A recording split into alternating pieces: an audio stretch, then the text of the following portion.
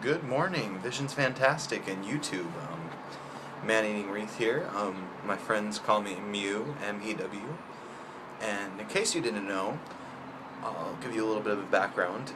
In the channel below is a channel entitled So You Want to Be an Imagineer. It's an online competition on Vision's Fantastic where potential Imagineers perform in a game. And they share their ideas, they compete against other contestants, they work in teams, etc. Anyways, recently Tiki, who's like the lord and master of the game, he's been trying to expand the game to more so YouTube and other parts of the internet. So one of our starting points is making a YouTube channel that stretches beyond the game and into other concepts such as Disney. He has Hidden Tikis, which is a show about various things he loves and doesn't love about Disney. Talking Mr. Banks, which is about Disney's business ventures. And this right here, what you're watching right now, is our newest show called Scary Adventures, where myself and maybe some guest stars will talk about the darker side of Disney. Now, for those of you who don't know what I'm talking about, the darker side of Disney is, what to say. Haunted Mansion, Snow White's Scary Adventures, Pinocchio's Daring Journey, all that stuff. So in this series I'll be talking about scary stuff at Disneyland, Disney films, and maybe sometimes Universal, Knott's Berry Farm. Ooh, Knott's Berry Farm especially, yeah, we'll do that. So today our first episode is going to be about Snow White's Scary Adventures, the 1971 version at the Magic Kingdom in Walt Disney World. Now, for those of you who don't know, let me adjust this, my arm is getting tired. There you go. Good looking guy. 1971, Disney World opened with several Fantasyland attractions: Mr. Toad's Wild Ride, Peter Pan's Flight, and Snow White's Adventures. Now, all three were an improved importation? I don't know if that's a word. All three were imported from Disneyland, and all three were significantly better than the originals. For instance, Mr. Toad had 2 tracks and was completely designed by the brilliant Raleigh Crump, who we'll go into in a later episode. Peter Pan's Flight was better, everything was better. However, Snow White's Adventures was terrifying. In the ride, Snow White was nowhere to be seen. The whole ride was supposed to be you as Snow White, like the original dark rides were supposed to be. You went to the witch's castle, she turned into the witch, she chased you through a forest, made multiple appearances, you go to the dwarf's cottage, you're like, oh boy, here we go, the dwarfs are going to be happy. And no, they're actually looking upstairs at a demon screaming from Snow White's bedroom, and then the witch offers you an apple, she chases you into the diamond mines, and she drops a giant diamond on your head and kills you. It's pretty dark for Disney, if you ask me. Personally, it's my favorite. I appreciate it when Disney goes on a darker tone. For instance, The Lone Ranger, the villain was a cannibal. There was lots of blood in the movie. I appreciate their risks. Snow White's Adventures, the original version in Disney World, was pretty intense. The fact that the witch kills you at the end, I should mention, she dropped a diamond on your head, and then there was a set of crash doors, the walls that move. There were strobe lights and the signs that said, like, boom and stuff, so you get killed. I don't think there's any other ride in a Disney park where you get killed. Although some people argue in the Haunted Mansion, after the stretching room, you die in the stretching room, and then you're a spirit through the house.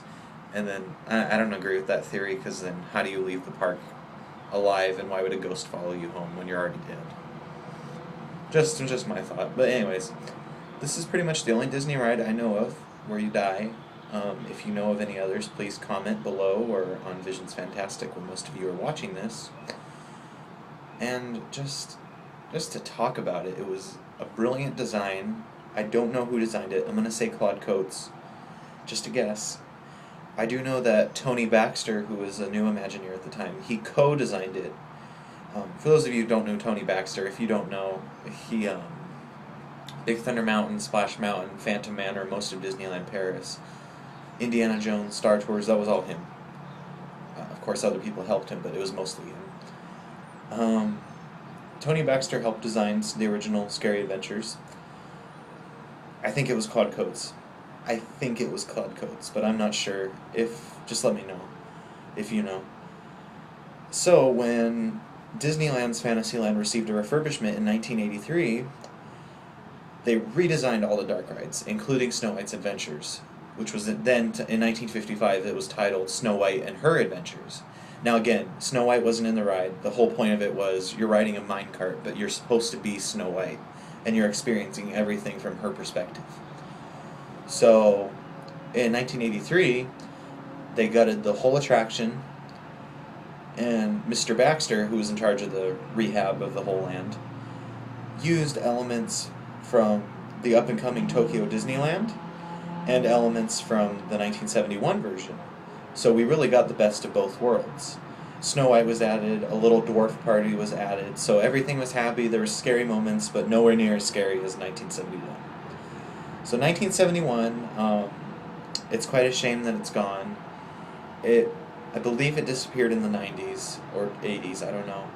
It was replaced by a more movie-centric version, which I think is kind of lame. I mean, I like some of the ideas they had, like you see Snow White singing I'm Wishing and stuff outside her castle. But some of the ideas were just, I don't think they were executed right. It's like the huntsman's just randomly there, and I don't know, I don't care for it. Personally, I always prefer the version which was centered around the witch and her killing you at the end. Not that no, don't worry, I don't want you dead, and I don't want me dead. I just think it was more creative and more, you know how it goes. So, Snow White's Adventures was pretty scary, and because I'm only at 7 minutes in video time, and most of the other channel's videos are like 20 or more, I'll talk about another Disney World thing. Today we're going to talk about the man in the web. The man in the web. Well, in case you didn't know, foolish mortals, in the 1971 remake of the Disneyland classic, the Disney World mansion had its own Hatbox Ghost. But not the Hatbox Ghost. It was supposedly taken out before it was opened. In the room with the spiders, which is currently the staircase scene with all the endless staircases, the room with the spiders used to have a giant spider web and a corpse tangled up in a web. Now there is concept art available. It was done by Xavier Atencio, who wrote the attraction script and voiced the coffin guy, the "Let me out of here! Let me out of here!" The corpse was in the spider web, and he gave this horrifying scream. Now, I don't know, because I read this part on Wikipedia. It said there was a scream that came with it that was heard nowhere else in the ride. Now, stupid fly.